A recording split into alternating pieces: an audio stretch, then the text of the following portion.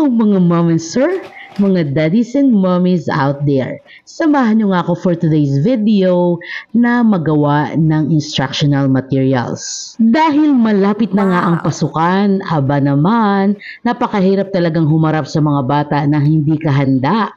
Kaya naman ngayon pa lang ay nagpaplano na ang teacher nyo.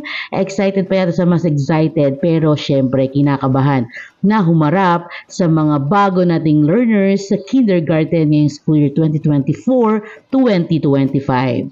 At ito na nga, nagsimula akong mag-layout ng mga flashcards na pwede kong ipakita sa mga mag-aaral.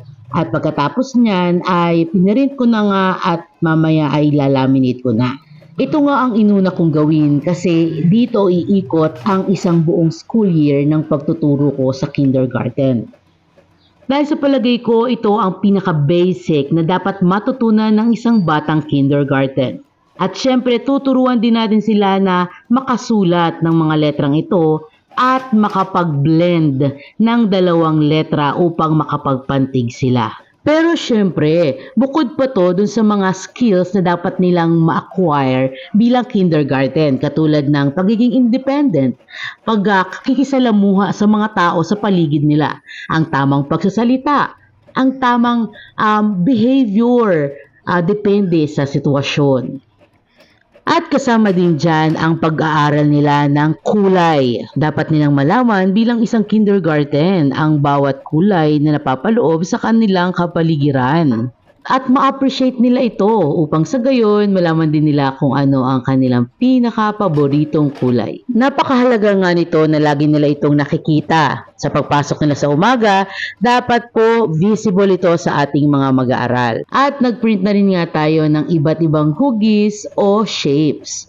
Sa pamamaraan na ito ay nakikita nila kung ano nga ba ang mga hugis sa kanilang kapaligiran. Nilagyan ko na rin to ng label ng kanilang pangalan upang sa gayon, kapag marunong na talaga silang bumasa, ay sila na mismo ang babasa ng mga pangalan ng iba't ibang hugis na aming pinag-aaralan.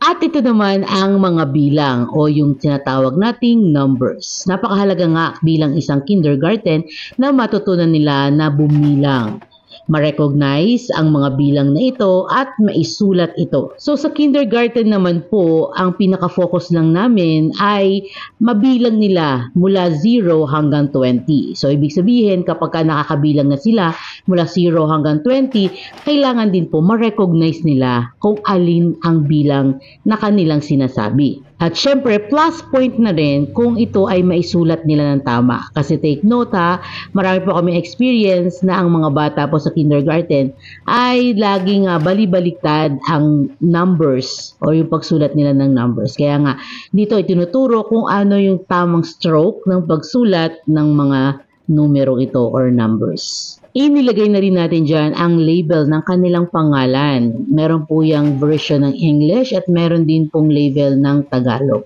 para hindi sila magkaroon ng kalituhan. Malaman nila kung ano ba yung English at Tagalog na pangalan ng bawat letra. At nilagay na rin natin at sinama itong katinig na pang-apat na aming pag-aaralan.